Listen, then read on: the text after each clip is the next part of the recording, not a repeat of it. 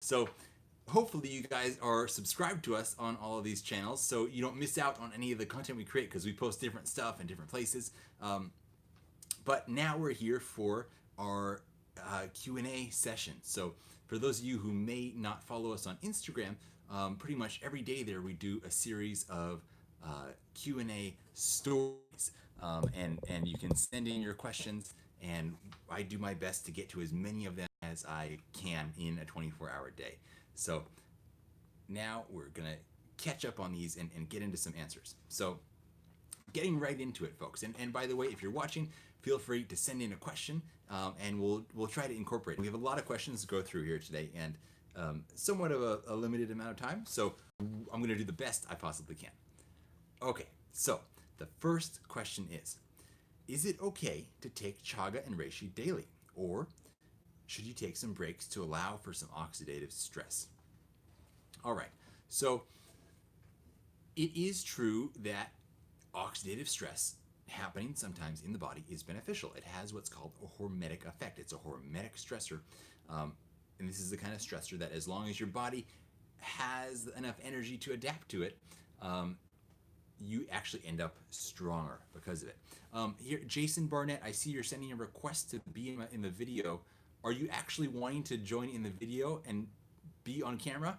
Or I don't know, some people send that by accident, so I'm not sure how much you're wanting to get involved here. There's always an option to allow somebody to join, but I don't know if people are dressed for the occasion, so I prefer to ask you first. Okay, so with the chaga and reishi daily, so yes, it is beneficial to have some amount of oxidative stress. It's a hormetic stressor. If you took too many synthetic antioxidants, that would become a problem. If you crushed all oxidation happening in the body, if you crushed all free radicals, you would actually end up with health problems. Now, chaga and reishi are amazing herbs. They are amazing from an immunological standpoint. They are amazing from a stress reduction standpoint, prevention of various diseases, in so many ways, right? They're also powerful antioxidants, but I like to be reasonable and evidence-based about these things, and I like to be connected to reality. Sometimes people will, whether they're talking about celery juice or alkaline water, which we will talk about later. Somebody sent in a question about that, and you know, from time to time, I love to do a good alkaline water rant. These things, we got to be connected to reality when it comes to their level of efficacy and power. Now, chaga and reishi are amazing, as I said, in so many ways. I'm crazy about them, but they are not so insanely powerful as to be able to crush all oxidation in the body. They have great antioxidant abilities, but you are still, especially living in the modern world, going to have some oxidative stress happening. So I would not be concerned that taking these on a daily basis, as they have traditionally been used for thousands of years, would bring your oxidative stressor levels down too low. Okay, we're going to look at some questions coming in here on Instagram. Thomas says, I've been having some gut issues on and off with bloating problems with vowel movements, which I think you mean to say bowel movements, unless you're having a hard time pronouncing the vowels. I've taken several probiotics and done many remedies to relieve the issues. What should I do next? Well, you could have a stool test done. Great starting place, because then you actually get some data on what's going on. Do you have some really bad bacteria festering in your gut? Or maybe is it possible that you have some parasite issues? Or do you have really poor levels of hydrochloric acid and digestive enzymes that you might want to supplement with? And also look at what kind of probiotics you're taking. A key thing to look at with probiotics is what's called survivability. And that's because a lot of probiotics are very fragile and will actually get killed off en route to the gut, get killed off by stomach acids and things of that nature. So they're not actually doing you a great deal of good. If you look at some of these spore-based probiotics, that's one of the key words to look for, spore-based. These are ones that are very often shown to have what's called survivability, where it's proven that they actually survive the transit and make it to your gut and can set up shop there and can actually start creating a really great gut environment. We had Cool Backpacker came in down here and said, take Restore for Life to support tight junctions. You're absolutely right. That's another one of my favorite ones. When you end up with leaky gut, you have these things that are normally called tight junctions, and these get opened up and become not so tight junctions. And this is not only allowing things to leak through the gut into the bloodstream without being first processed as it should be by the digestive environment, but also what's happening here is that it's not a good environment for friendly bacteria to settle into. So taking Restore for Life, which is a terahydrite supplement, helps to close up these tight junctions, helping with leaky gut and also helping to create a friendlier environment where good bacteria want to live, they want to hang out. It's a fun place for them. Jason, you said bioavailable and personal gene expression. I'm not sure if that was a question or what exactly you're asking there. Thomas says stool test has been done, no parasites, been using digestive enzymes, don't seem to make much difference. Been logging food for about a year, can't point to what is causing the inflammation. Well, that, we're going quite into details here. It's probably more than we can do in today's session, but that we could explore further down the line. We got a lot of questions to get through, so I can only go in so deep on each one, and this one is going to take quite a bit of time. But yeah, Restore for Life, taking also betaine HCl as a supplement with each meal can be very helpful. And look at the foods you're eating together. Explore some basic concepts of food combining, which, although it doesn't have a whole lot of scientific research backing it up, does actually help for a lot of people. Some people are really into having these green smoothies and blending up kale and banana all together, and it's kind of a digestive disaster. I've made videos on our IGTV and YouTube about this, which you can check out for more information in that department. Chantel, superfood powders have helped my gut health a lot. Really glad to hear that. That's fabulous. Okay, on to question number 2. What do dark circles under the eyes mean? Is it related to iron deficiency? So a couple things can be going on here, and it will vary from one person to the next. It can be a hereditary thing, that you just have thinner skin under your eyes, and that is, as a result of the blood underneath, will look like dark circles under the eyes. Then it can also be related to food sensitivities. So that's a tricky one because I generally don't encourage the average food sensitivity panel out there because they're not very accurate. In most cases, they're just going to tell you that you are having sensitivities to everything that you've eaten recently, which is not very helpful, nor is it accurate. It's just because you're producing antibodies to things you've been consuming. So what actually is helpful here? Well, you can do a panel with Cyrex Labs, and they have a different way of testing for food sensitivities that tends to be a lot more accurate. So that's one thing. And then something which you alluded to in your question, can it be iron deficiency anemia? Yes, absolutely. And this is a challenge that a lot of women deal with, is iron deficiency, especially women who are vegan and vegetarian, because you're not getting that heme iron from animal foods. If you are eating animal foods, great. It's going to be a really good source of iron. Of course, you want to get the highest quality, grass-fed, raised in an ethical way, and then you can look especially at organ meats are going to be a great source of iron. Now, what else can help here?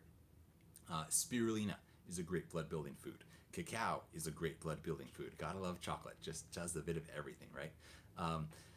Then looking at herbs. Some of the best blood builders are Hoshu Wu, astragalus, and then we look at a couple of formulations. Some of these are going to include what's called longanberry, and this is a Chinese herb that is a great blood builder, and you can get just dried longan from dragon herbs.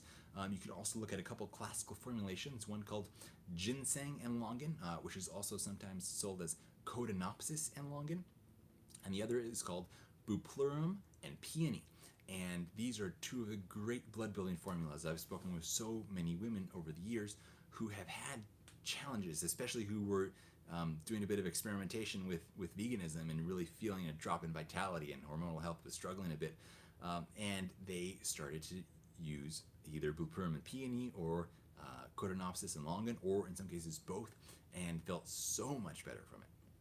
So those are all something to consider. It's so good to see all you guys here joining us. Thank you to everyone who's coming and joining the party here. Okay, next question. Inulin fiber. Skinny Confidential adds it to her coffee every day and is always talking about it. Well, if your favorite Instagram health influencer is doing it every day, of course it's going to be good for you. No, I'm just kidding. I'm just messing with you guys. Inulin. So there's a couple different sources of inulin. There's agave inulin. I'm not a huge fan of agave generally. There's also Jerusalem artichoke inulin and chicory inulin. Those are better sources for it than agave. Inulin acts as a prebiotic fiber. It's a food for the good bacteria in your gut that will allow them to thrive. It's great in that way. Now, something to be aware of is that you have to increase the amount that you're taking of this little by little. If you start taking a ton at once, you're going to be dealing with some very uncomfortable gas and bloating that nobody enjoys. And I've experienced doing too much quite a few times before when I was first getting into using inulin.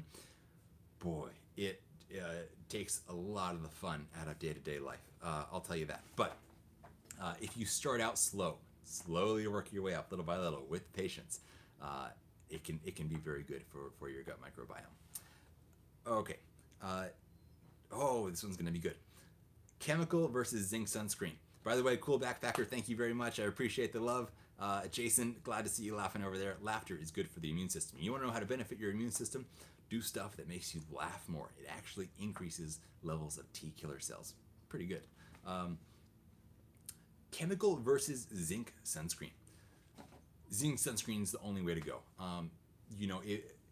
The thing with chemical sunscreen is that you have compounds in there.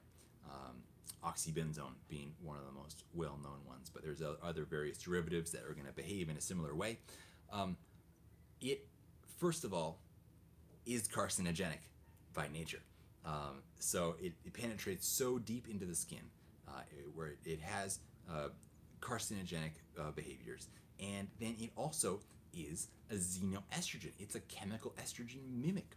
So this is going in, and remember, your hormone system is like a game of musical chairs. There's a limited number of chairs, limited number of hormone receptors, and you have to get the good hormones, things like the progesterone and the testosterone and the DHEA. You want to get these guys in the seats. But if you have these chemical estrogens coming in, like from the sunscreen, it's taking up these seats. It's promoting estrogen dominance and not allowing your healthy hormones to get into those spots where you want them. So it's bad. I mean, like this, it's so ridiculous that sunscreen is causing cancer. And I still see people, even after this has been kind of pretty out there in the news for years, you still see people spraying sunscreen on themselves at the beach. And this is the craziest part. On a genetic level, on the level of your DNA, because these compounds like oxybenzone in the sunscreen are damaging your DNA. You can recover more easily from the damage of a sunburn than you can from the damage incurred by these chemical sunscreens. Okay, you're better off getting sunburned in the long run than putting on a chemical sunscreen. Getting sunburned is obviously not good, but we're talking about one thing being even worse than another, which is crazy. Zinc sunscreen, obviously a much better solution. There's various levels of quality when it comes to zinc. There was a company that I was using for a while that tricked me. They got me. They marketed so well, saying that they were using non-nano zinc, and I believed it. And then I was doing more and more research, and I found out it wasn't true. They weren't. So I had to go. This was a couple weeks before I went on my trip to Mexico, and so I had to really go on the search for a new sunscreen. There's two different ones that I used on my trip. I used Badger, which is pretty good, but very hard to wash off. And that's one thing with these zinc sunscreens is they go on kind of thick, and it can be hard to get them off afterwards. The one that I really loved, and I wish I brought more bottles of it, because I was surfing like 8 to 10 hours a day, putting on so much sunscreen that I went through the first whole big bottle of it in like the first 2 or 3 days. So this one is called Raw Elements. It's my new absolute favorite. They have various different forms. They have like a tinted one, and they have a regular white one. It washes off relatively easily. Was great for protecting me from the sun. I really didn't get burnt, and spending a ton of time in the sun. So that's saying something. So yeah, Raw Elements. I highly recommend giving them a try if you're looking for a sunscreen. Jason asks, broccoli sprouts in NRF2. Have you heard anything? Yes, hashtag sulforaphane. Love the hashtag. Yes, broccoli sprouts very high in sulforaphane. You can grow your own broccoli sprouts. You can buy them at the store. You could get broccoli sprout concentrate in capsules or tablets. Fantastic. Great for longevity, disease prevention, cancer prevention. It's fantastic. Having broccoli sprouts incorporated on a regular basis is a very good idea. Okay. Oh, this one's not necessarily a question, but more of a statement. So much time and effort goes into these very informative Q&As. Thank you so much. Thank you very much for saying that. I really appreciate you taking the time to recognize that and send that sweet message. I'm really glad you're enjoying everything that we're doing here. And thank you for being such a great participant and always sending in great questions. And yeah, it's just a lot of fun doing this with you guys. And same goes to all you guys. Thank you for being here. Thank you for participating, leaving comments, liking our posts, everything you're doing to support us, enjoying our chocolates, whatever it may be. I really appreciate it. All right, next question is, can you please tell us again what your breakfast is with the Avo toast? Yes, so it's funny you asked that. I actually took a little break from it while I was traveling and for a little while after I came back, just mixing it up and doing some different things. But the recipe that I do for most breakfasts, and I got back to it today, and it's like, oh, this is amazing. It's kind of like when you take a little break from something for a while and you come back to it, and remember, oh, well, this is good. I forgot what I was missing out on here while I haven't had this. So this, I take the quinoa millet sprouted seed loaf from Grindstone Bakery, and I cut 4 slices of this. I toast those, and while it's toasting, I get a bowl. I put an avocado in there, and I do a tablespoon of caprylic acid, C8. It's a special form of MCT oil that is even better than regular MCT oil at being converted by the body into ketones. And it's great also against candida, if that's something you're dealing with. Great for SIBO. So this is a wonderful thing for just about anybody to be incorporating. So put a tablespoon of that, tablespoon of grass-fed ghee, a tablespoon of almond butter. Then I do somewhere between 4 and 6 tablespoons of hemp protein, and then a tablespoon of spirulina. It's all going in the bowl. And then I take a fork and just start mashing it up till it gets to be like the consistency of guacamole. Except the color is spirulina green, not guacamole green. And me personally, I'm crazy about spirulina. I really enjoy the flavor. I remember when I first started having spirulina back in the day, back in 2000, what would it be, 2008, 9. I wasn't a fan, and even a couple years, 2010, when I moved to Australia, and they were into having these spirulina crunchies there, and my friend offered them to me, and I ate them to be polite, but I was like, I'm really not enjoying this. But it grew on me over time, and now I'm crazy about the flavor. So if you dig spirulina, you'll really enjoy this. And if you don't love spirulina, well, maybe start with a smaller amount of it, or you can just do it just with the rest of the ingredients and not the spirulina. And then I spread this over the toast thick. So it's like that much toast, this much of that mashed up mix. And then I'll do a little Himalayan salt or Celtic sea salt, or I think right now I have some of the Redmond salt from Utah, and sprinkle that over the top, and I'll have the little cup on the side with all my supplements in there and take it all together. And that is just total bliss for me in the mornings. I thoroughly enjoy it so much. Jason says, helping others is the highest calling, friend. Keep rocking. I'm helping everyone I can in Mississippi. Jason, that is awesome. Thank you for, bringing health and wellness and medicine for the people to Mississippi. That's so cool. I have huge respect for you doing that. All right, the next question. Hi, Sage. I saw about tapioca starch, but what about arrowroot?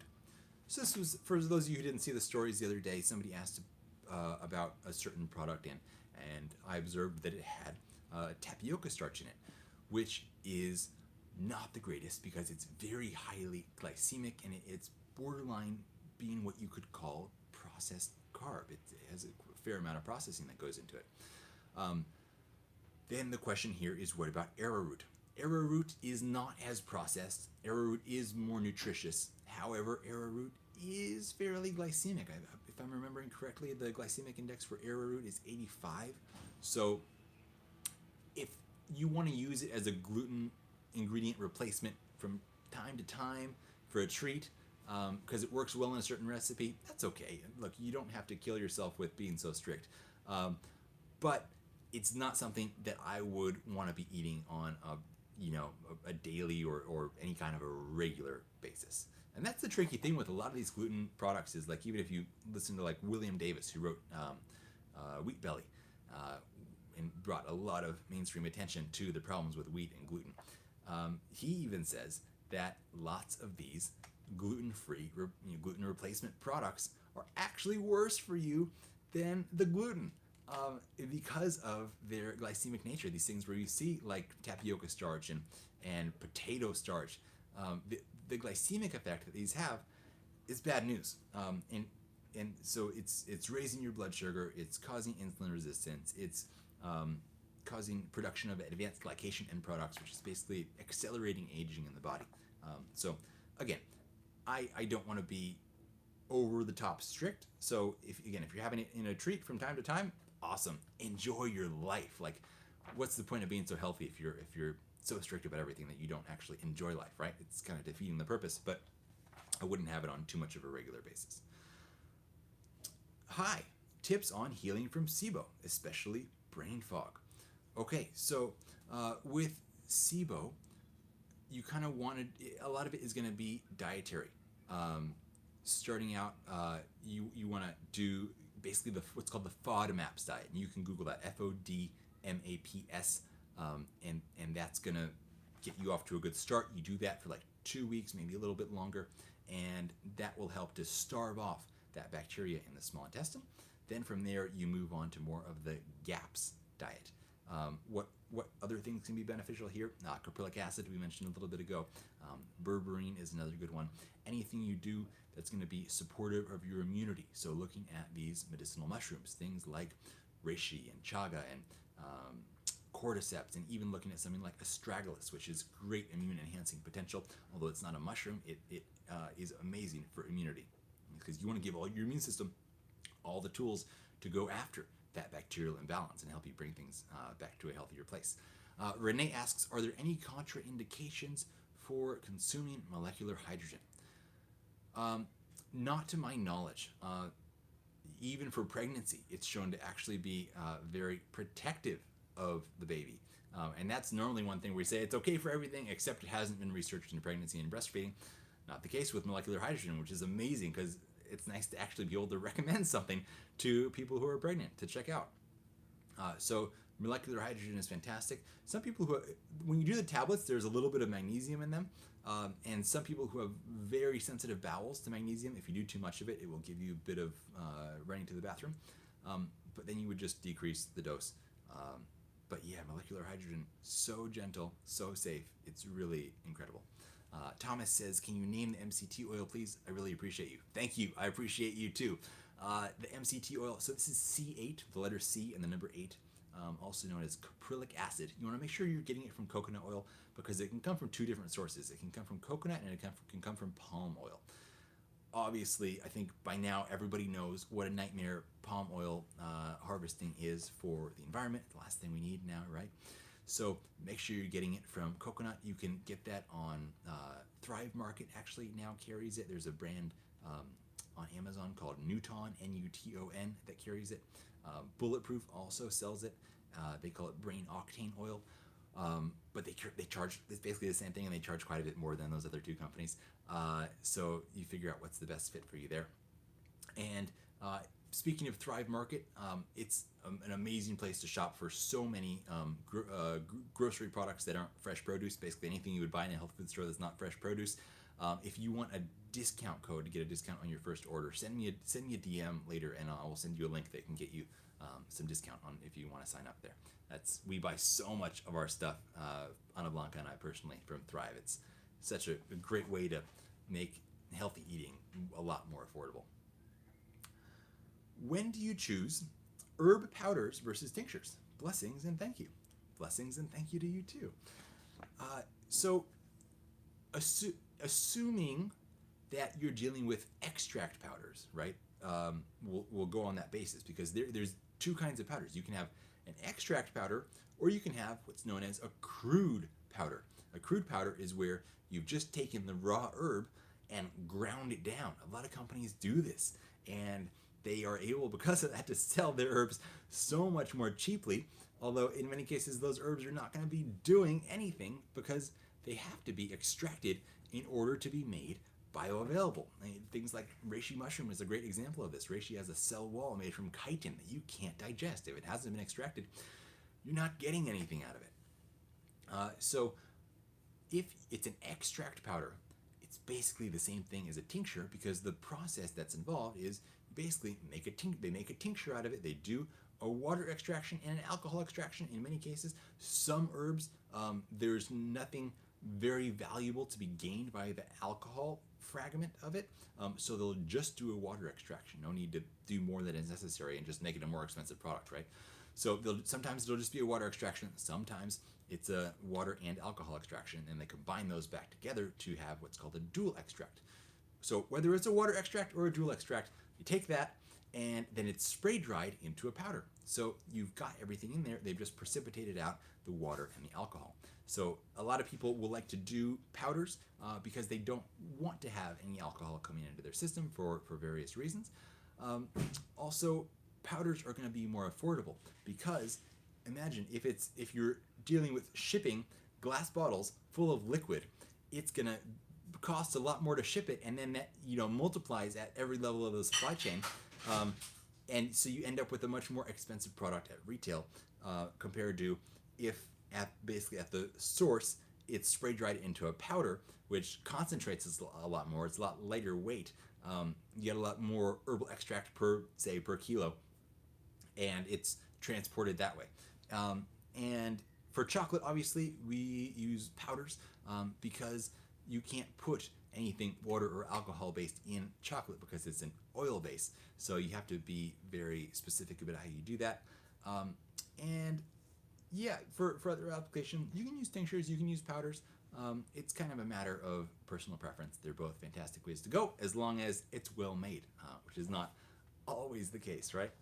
Unfortunately. But, you got to go with who you can trust. All right. Best remedy for headaches.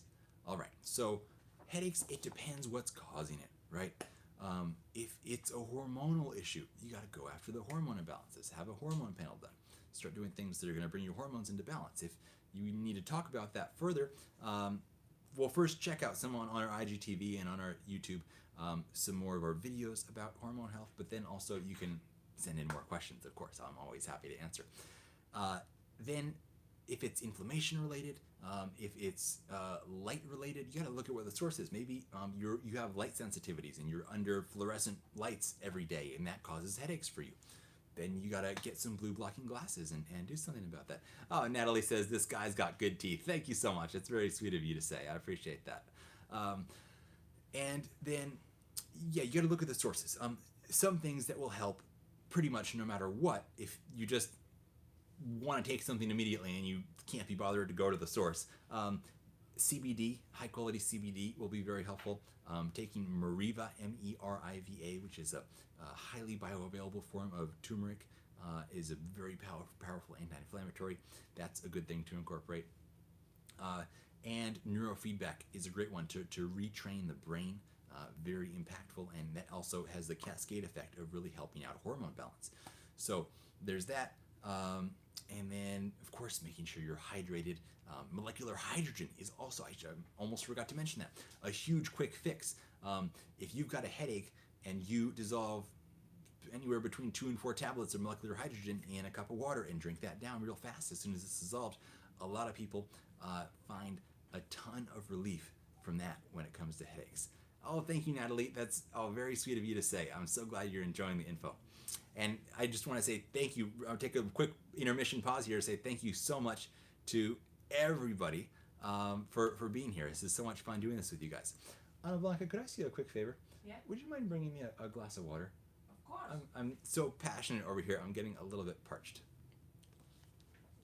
And that moment is quite warm right now. Yeah. So we have to turn off the air conditioning in our apartment here to do these Q&As. Otherwise, you wouldn't be able to hear anything. So it's like a proper sauna in here right now. So just whatever. I'll take the sauna in whatever form it comes. All right. The next question is, what supplements or herbs would you recommend post-surgery? So vitamin C is a really good one. Now, the key thing with this is you don't want to take it leading up to the surgery. It says pause on it, so on the mug. Pause. Okay, perfect. Oh, it's all, these lights are too bright. You can't see it. The cup says pause. I'm going to press pause 1 second.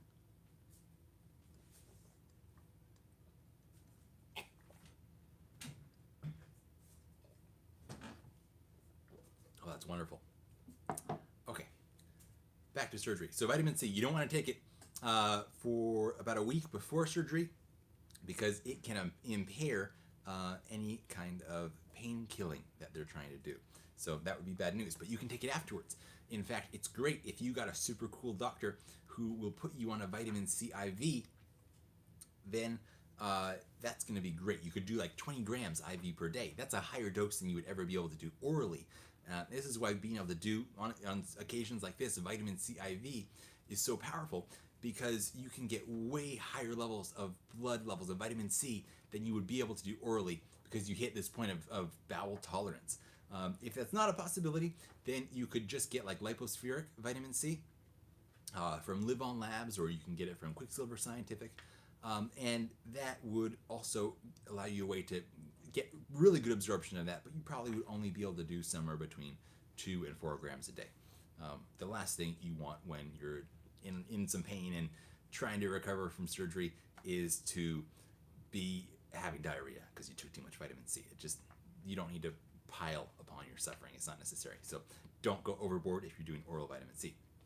Cordyceps is actually another very interesting one to take after surgery, and it's great for oxygen utilization. So it's getting more oxygen to all your cells in your body, which has its own great effects. Is going to improve cellular energy production, so your whole body has more energy to work with in terms of going about the healing process. And then it's also supporting your immune system to fight off any kind of bacteria or infection and things like that that may be springing up. Also, systemic enzymes. These are amazing at speeding healing and reducing swelling and bleeding and eating up scar tissue. So you could take something like serrapeptase from Enzymatica, serrapeptase, and then like papain and bromelain are other good ones that you can get. Sometimes you'll get systemic enzyme formulations that incorporate a variety of these different proteolytic enzymes. These are great for speeding healing. Milk thistle is really good. You want to support your liver because you've been through a lot, and having a healthy liver will help the healing process, and you also have probably been under anesthesia, which you want to be able to detox that from your body as effectively as possible. So something like milk thistle, taking zinc as from an immune support side is great. What's the best form of zinc? Zinc picolinate is actually the most bioavailable form. It's a little bit harder to find out there, a little bit more expensive, but it's worth it to get the quality. And of course, also taking probiotics is going to be a really good idea. So, oh yeah, and then one more thing to mention, fish oil. Very good for its anti-inflammatory properties and helping to speed recovery in that way, but don't take it before surgery because it can thin your blood too much. All right, we're making some good progress here, guys. How to travel with liquid minerals / supplements that need to be refrigerated. Well, that seems pretty easy. I mean, I would say, just buy a small cooler bag that you can put some small ice packs into and seal that up, put your whatever refrigerated supplements are in there, and you can just pack that in your suitcase, and then when you get to your destination, unpack that. You probably have some kind of little mini fridge in your room, put the ice packs back in the little freezer section up top, and then you put your refrigerated stuff in the fridge, and then you're good to go. So that seems to be the most obvious solution for me there. Seems pretty straightforward. Or you could get into using forms of those minerals and supplements for your travels that don't need to be refrigerated. You know, if you're traveling around a lot, like every single day, that may be easier. You know, get some probiotics like the ones from Thrive that don't require refrigeration, or you know, get mineral supplements, things like, you know, Restore for Life, for example, doesn't need to be refrigerated. So you may just adjust what you're using when you're going traveling. Okay, next one here. Swollen lymph nodes. Doctor said to come back in 2 weeks. What do you think? Okay, so if you got swollen lymph nodes, likely you've got some kind of infection going on. You may be dealing with something bacterial or something viral. doctor probably, if I were to try to read this doctor's mind, I would say he's probably saying come back in 2 weeks because he thinks probably your body will just deal with whatever it is and you'll get through it and you'll be just fine and you'll have no more complaints, as very often happens. But why not do even better, right? Let's make your immune system really crush whatever's going on here. So what can we do for immunity? Well, of course, my number one go-to is always going to be the medicinal mushrooms, things like reishi, turkey tail, chaga, cordyceps. It's not a mushroom, but as I mentioned earlier, but astragalus is another great immune herb. One of the most powerful natural antivirals. You can look at elderberry, and this is something you can actually take ongoing. You can take like a capsule of this a day, and it's great in many different ways. There's various different qualities of sources with elderberry. The best way to take it is you get the capsules from Gaia Herbs. They do the best job when it comes to elderberry. And you can open these capsules up. Some people like to do it right in their mouth. Some people like to do it in a little bit of water and stir it up. But that's a great way to incorporate elderberry. Of course, vitamin C, as we were talking about, is a really good idea, taking that in a lipospheric form, like you would get with Quicksilver Scientific or Livell Labs, to maximize your vitamin C levels. Or you could see if there's somewhere in your community where you can get a vitamin C IV, which would be a good idea as well. Taking zinc, we mentioned a moment ago, another good tool.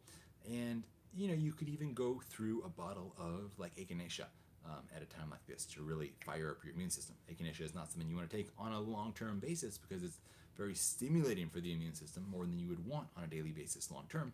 But when you're trying to tackle something like this, that can be helpful. Okay. Magnesium. Is that good to take regularly? Yes it is. Absolutely.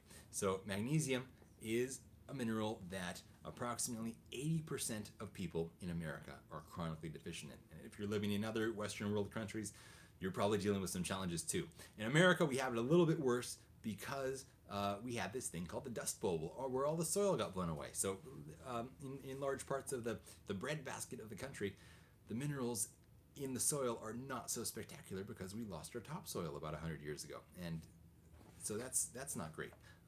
Magnesium, it helps to deal with stress, but at the same time, it's almost like the adaptogenic mineral. It's the first time I've put it that way.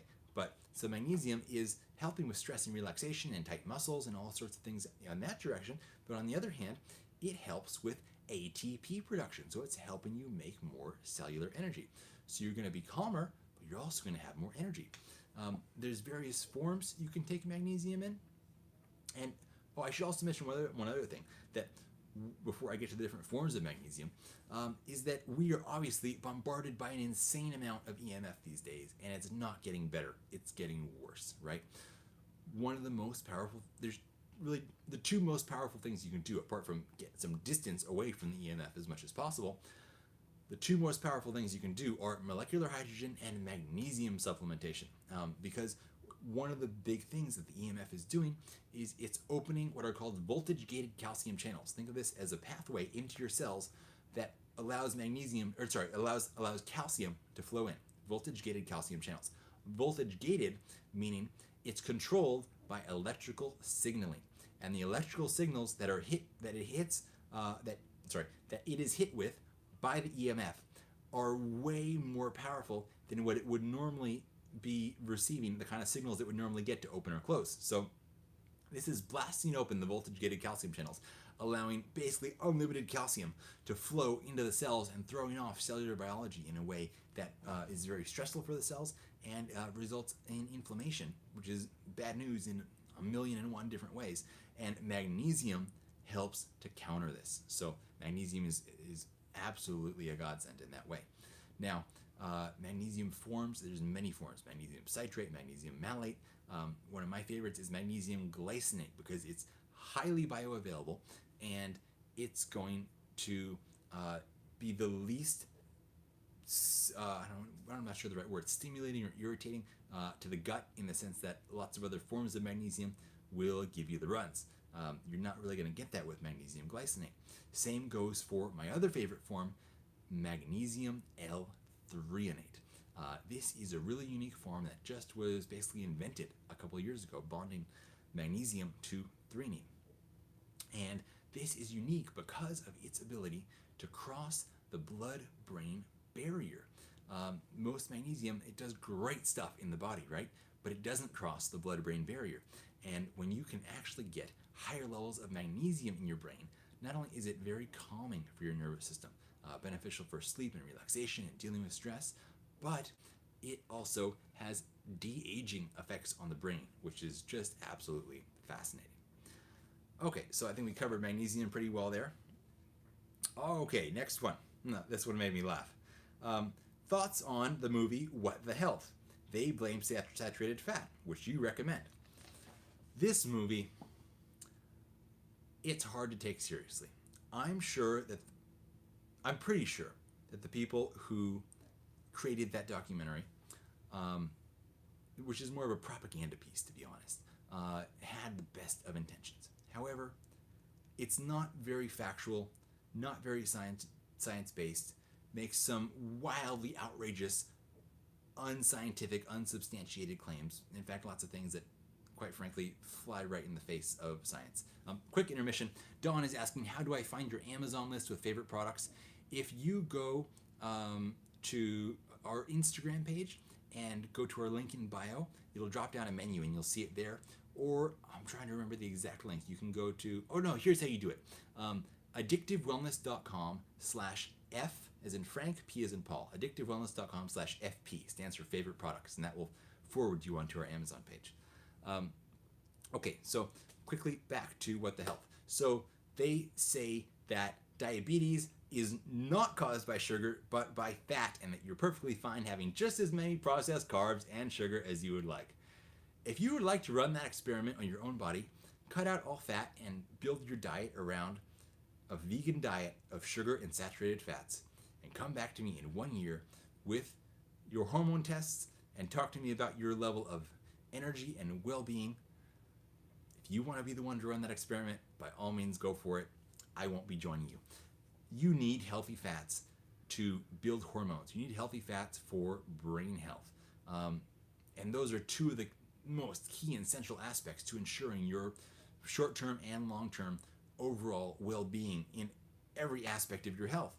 In the movie they say having an egg is like having 5 cigarettes. Just absurd. When eggs are proven to be high-quality eggs, right? We're talking about pasture-raised eggs here, proven in ones where you do sunny side up, so you're not oxidizing the cholesterol in the egg yolk, so it stays really beneficial. Eggs have been proven to be one of the most we got to turn this around here. Whoa, what happened? Eggs have been proven to be one of the most beneficial things for brain health because of the choline that you're getting from them. So there's a couple of things to look at. They talk about fats and specifically animal fats being so bad in that movie. And they say, we tested 4 kinds of meat and they all contain carcinogens. This is all meat. If you look at it, this is all meat they tested from fast food restaurants. Now look, I grew up as a vegetarian. I was a vegan for many years. I am well versed in every argument for veganism, and I am very well aware of all the shortcomings of veganism. If you are trying to say that fast food meat is going to have the same effect in the body as very high quality, grass-fed, pasture-raised meats, that's just not connected to reality. You're really missing out there. And I don't mean you personally. I know this is not something you're trying to push. I know you're just asking a question. I just mean, I'm more referring to the people in the movie, There's just such a huge difference. And with saturated fat, which again, essential for hormone health. And also, one more thing, it's essential. Healthy fats are essential for forming the myelin, this sheath that coats your nerves and protects the nerves and allows nerve signals to travel faster. Essential. You don't want to miss out on that.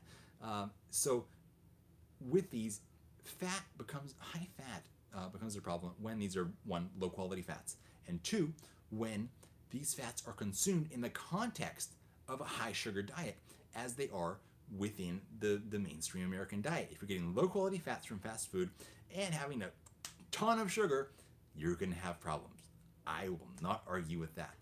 And that's the problem when you see lots of studies that say, oh, we looked at this population who consumes a high-fat diet, or we put these rats on a high-fat diet, and they suffered and they struggled with their health. They're putting them on like soybean oil and canola oil and like high quality, or not high quality, high sugar foods. This is not reflective of a real high quality, omnivorous, close to nature diet. So that movie really missed the point. It's unfortunate because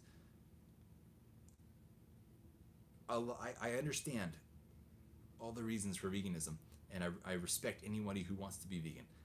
But if you're not very clever about how you go about it, you put your own hormonal and mental health long term at risk, and that's not something that just affects you. When your mental health is suffering, and when your hormones are in a really bad place, people around you suffer as well, and you don't make good decisions, and you don't act in a way that is in your and others' best interests.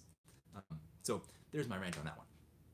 All right. So, do you consume food within a scheduled eating window? Yes, but I'm not overly religious about it.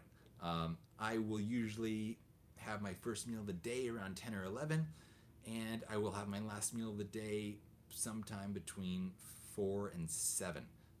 So I do eat within somewhat of a restricted eating window, but I'm not religious about it. Yes, over the weekend I got up at 4 in the morning to go surfing. I need to eat before I go surfing, otherwise it's too much of an energy expenditure, and I'll not be able to perform in the same way. So I had breakfast at 4 a.m. I'm not overly strict about these things, but most days I am eating within somewhat of a restricted window. Is half avocado enough fat to take with our supplements? And this is referring to certain supplements that are going to be absorbed better, things like the Mariva turmeric, certain supplements that are going to be absorbed better and become more efficacious if consumed with high quality fats. And yeah, half an avocado will definitely do the job. That's plenty.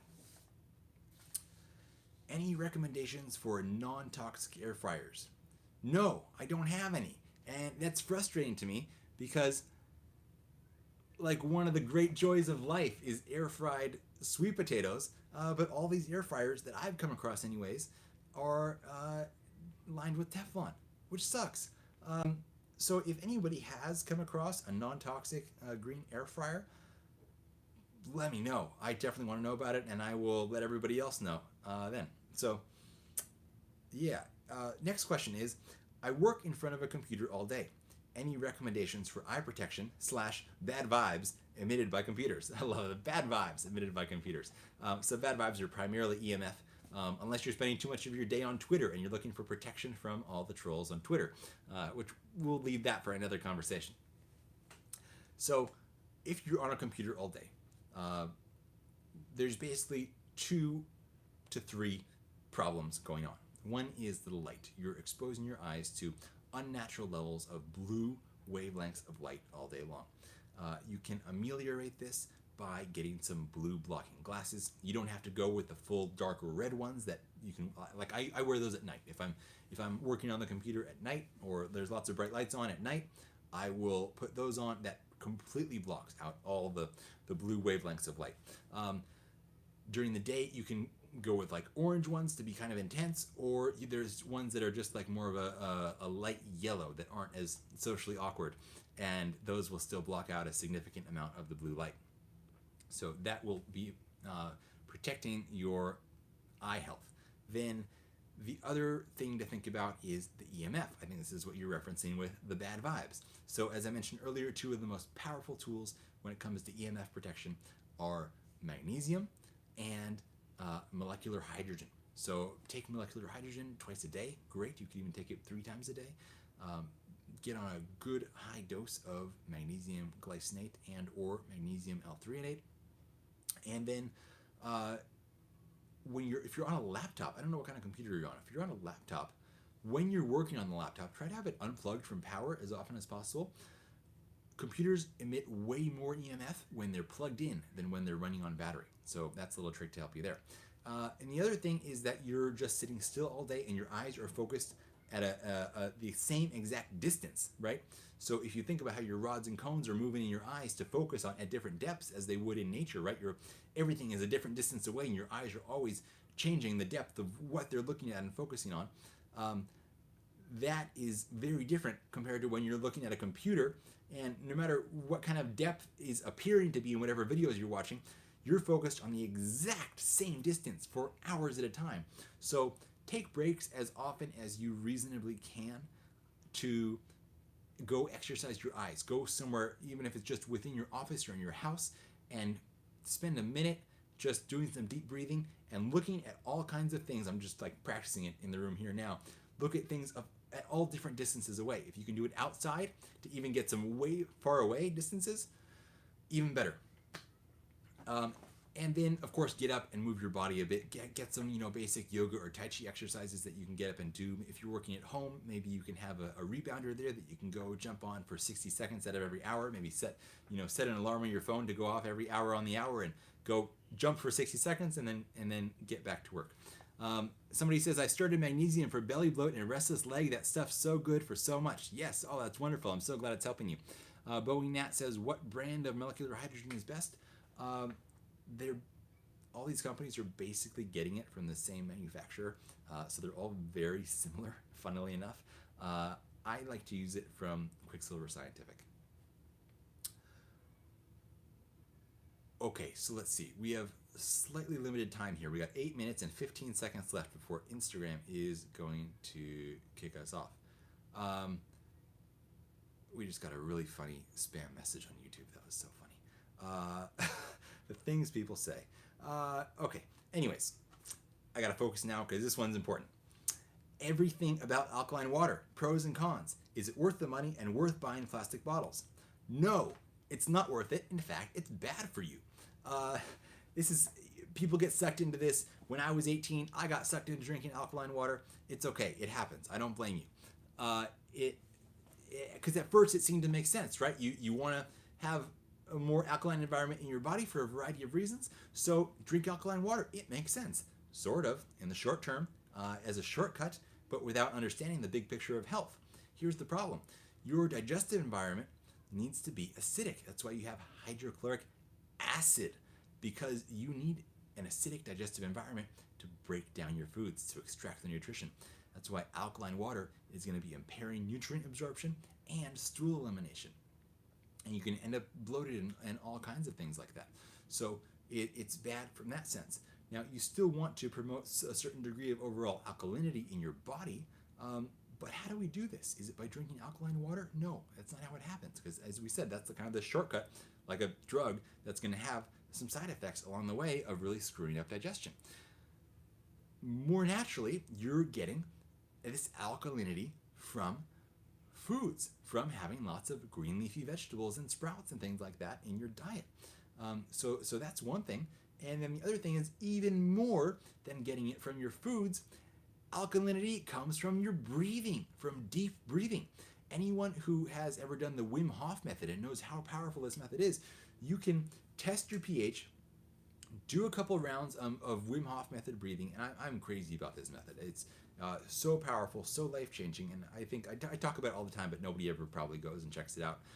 But you guys, you're missing out.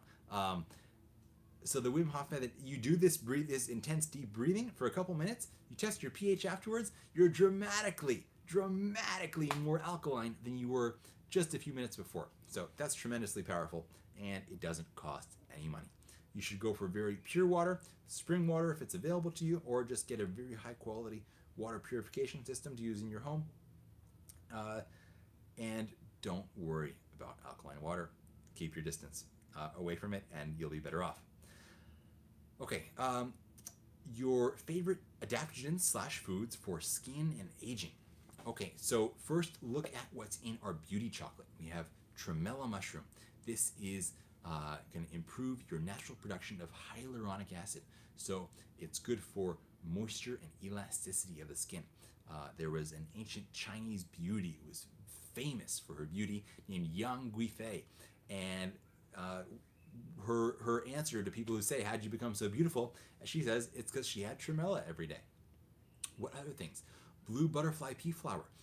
This is shown in vitro, but I'm sure it will be confirmed in future human studies, that it inhibits glycation, which is the main metabolic process that causes wrinkling. So that's fascinating just for overall anti-aging and for long-term skin health.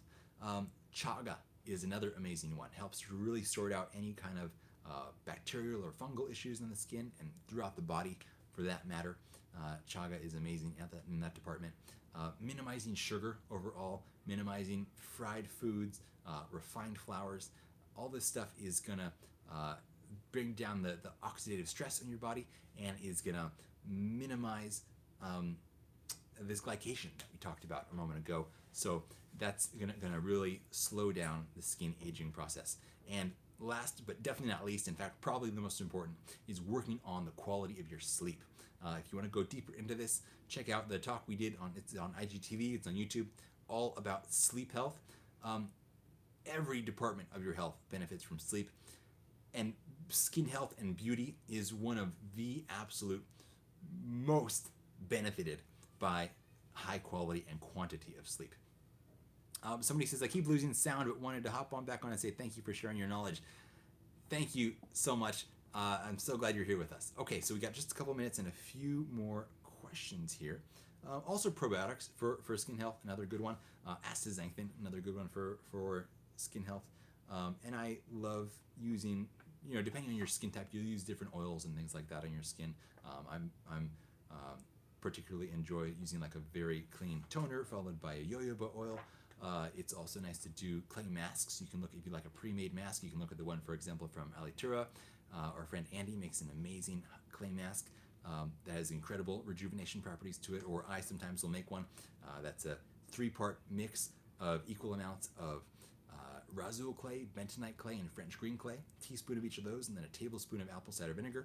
Put that on until it dries and wash it off, and your skin is so red afterwards because it brings so much circulation to your skin, which is also helping to bring more nutrients to your skin and really helps to cleanse things out. Oh, hi, Dr. Randall. Good to see you. I hope you're having a beautiful day. Hey, everybody. So, whoops, flip that around. Sometimes I just try to say hello to people and it turns the camera. Anyhow, okay, we're coming near the end here. Instagram kicks you off after 1 hour, so let's try to get in these last couple questions. So, how to get rid of hyperpigmentation and scars after acne? Red light therapy is one of the most powerful things in this department. You can look at something like from Juve or True Dark. Various different companies have a couple high quality red light products. You can get the big panels, or like Juve has just a little small one with, I think it's like 12 red LEDs on there that is good for using on the face. So that's fantastic. Oh, just got a notification from Instagram. I have 1:55 remaining. To be quick on this one. Aloe vera. I love putting on fresh aloe vera gel as part of your daily skin regimen. Not something coming from a bottle. You got to go to the health food store, get the fresh leaf of aloe vera, slice it open, and get that inner gel all over your skin. You can even do that a couple times a day. It's so powerful. Using apple cider vinegar on the skin, and you could use it in the context of a mask, as I mentioned a moment ago, or put it on its own. Honey is also helpful. Very high quality, high enzymatic active raw honey, and doing things that will offer gentle and natural exfoliation. Last but not least, serrapeptase, the systemic enzymes, which we talked about earlier, in early stage research, but very promising, have been shown to help with scarring as well. They help to eat up that scar tissue. So that's another avenue worth pursuing. Okay, 1 minute left before Instagram kicks us off. Which sex enhancer do you recommend? This is the last question. Okay, it depends on what's going wrong with your sex. Maybe the best sex enhancer will be reading some books on how to have better communication with your partner. Maybe the best sex enhancer is going to be something to support blood flow, because that's the challenge. So then you could look at something like making a combination of a teaspoon each of arginine, citrulline, and D-ribose, and then also adding in some of our black ginger into there to get circulation going. Make sure you take L-lysine once every 3 to 4 days to help balance out the effects of the arginine. Maybe you need hormonal support. So then you go watch one of our other talks on hormone health. There's more in there that I can possibly go into in the next 16 seconds. So I got to jump now. Thank you guys for joining me. It's been a true pleasure, and wishing everybody a great evening.